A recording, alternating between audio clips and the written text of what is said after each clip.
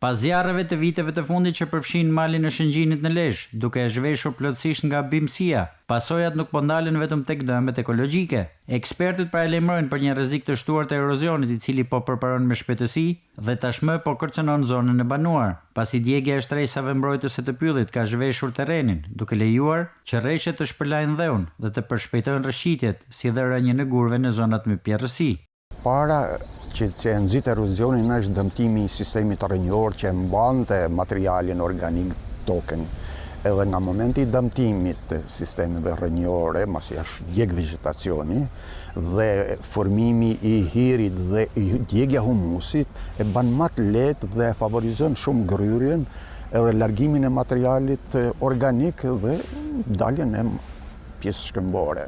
Eksperti i mjedisit Jak Gjini kërkon ndërhyrje të menjëhershme duke propozuar dhe masa të mbrojtëse për të bërë ballë këtij fenomeni mjaft shqetësues. Proceset e ripërtritjes natyrore të jenë më potenciale, të jenë më aktive. Ndër masat kryesore është edhe ripyllëzimi, ndeshja me vegetacion të ri, gjithmonë jo me monokulturë, por me ato bimësi që janë autoktone. Zjarri i verës së vitit 2024 në Shëngjin shkaktoi dëme të shumta në ekonominë pyjore të zonës, duke shkrumbuar 50 hektar me pisha dhe bimësi në kurorën e gjelbër të kësaj zone turistike. Bashkia Lezhë po punon për hartimin një plani mbarështrimit të pyjeve në këtë zonë dhe më pas do të ndërhyjet për ripyllëzimin e sipërfaqeve të djegura.